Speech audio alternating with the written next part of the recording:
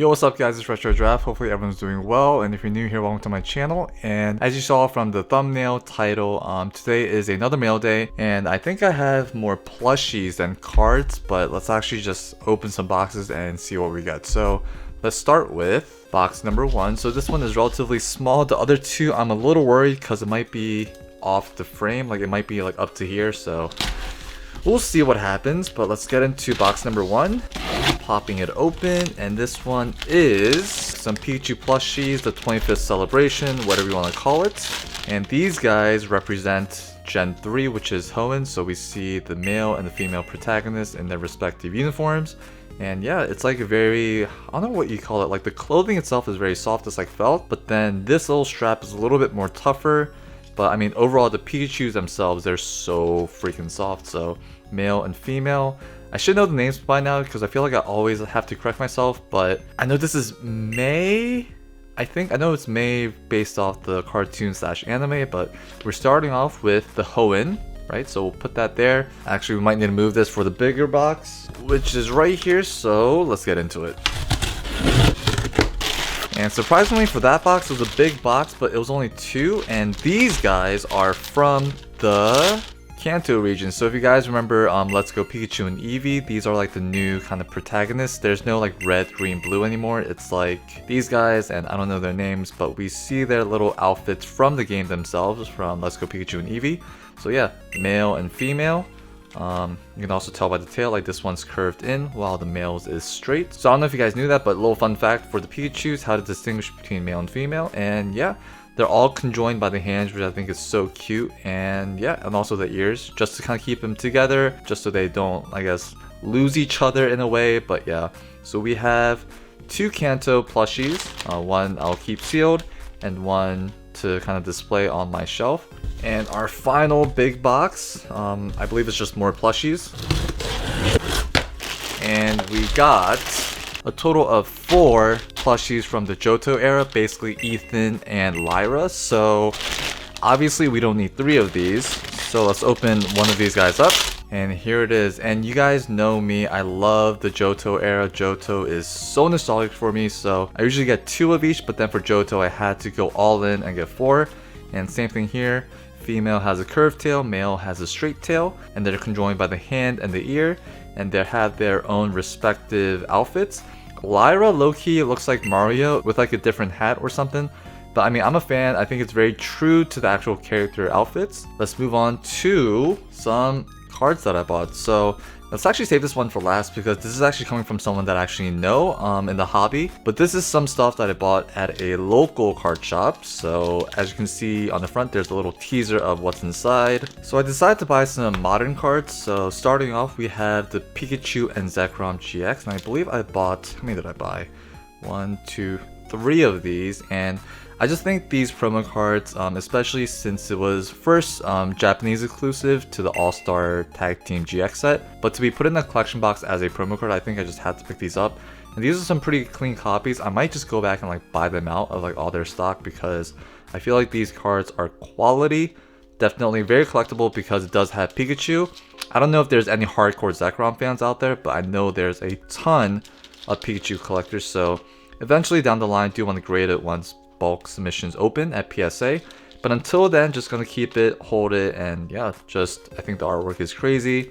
Love the contrast between like the gold, the I guess purple indigo color for Zekrom as well. So yeah, very nice. Got 3 of these. Next, I purchased a good amount of the Greninja Gold Stars, and I feel like these cards are super slept on because I feel like it was so plentiful. It was given out for free in the Celebrations ETB.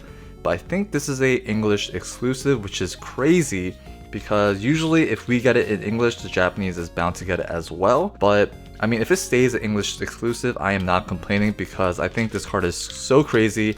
It's a modern Gold Star, whereas Gold Stars back in the day were back in the EX era, which is very scarce nowadays. So yeah, especially to find like mint copies of a Gold Star is kind of out of the question. So to get a modern edition of that for a Greninja, which if you guys don't know, Greninja I believe was the most popular Pokemon in 2020 or something. It was voted as the most popular Pokemon, even beating out like Pikachu and Charizard, which is kind of crazy because I think people mostly think of Stonks with Charizard and Pikachu, but I mean Greninja is here in the flesh as a gold star, so I mean, we'll see how this does in the future, but picked up 6 copies of them. Also picked up 2 copies of the Amazing Rares. The only reason it's only 2 is because they only had 2. You guys hear me mention that every time there's a Vivid Voltage pack, I hope to get a Amazing Rare because I think this mini subset of Amazing Rares is so cool. I believe there's a total of 9.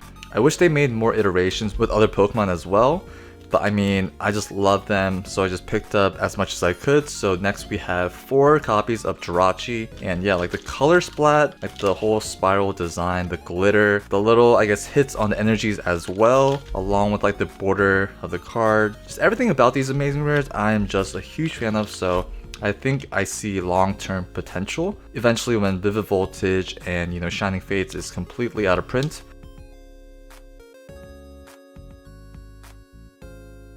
and last but not least, we do have a few copies of the Amazing Rare Celebi. I believe it's 4 as well.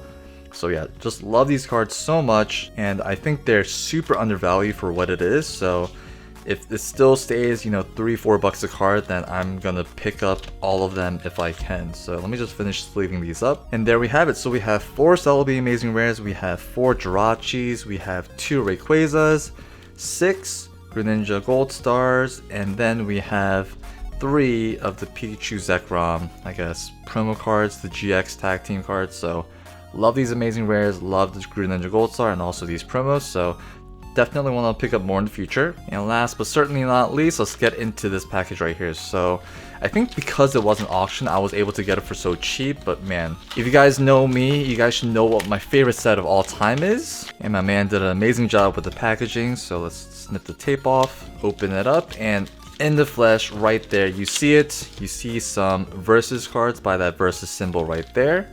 So let's take these out, and these aren't in crazy condition. These are definitely conditions that you will put in the binder because I am making a binder set of this.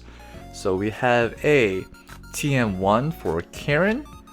I believe this is a TM2. I'm gonna assume it's Bugsy because it's green. We have some energy trainer, another trainer. We have Jasmine's TM number 1. We see a Lance's Ampharos. We have some energies. We have a Karen's Rapidash, Electric Energy. We have Warp Point, another trainer card. We have a Potion, Energy Arc, I believe, Switch, a TM2. Is this Blaine? Might be Blaine's TM. Another trainer, a Janine, right? Janine, Ariados, a Price's Lapras, a Price's Piloswine, Janine Shuckle, done by Komiya. Love all of Janine's artwork. We have a, I believe this is Erica, right? Erica's Jumpluff.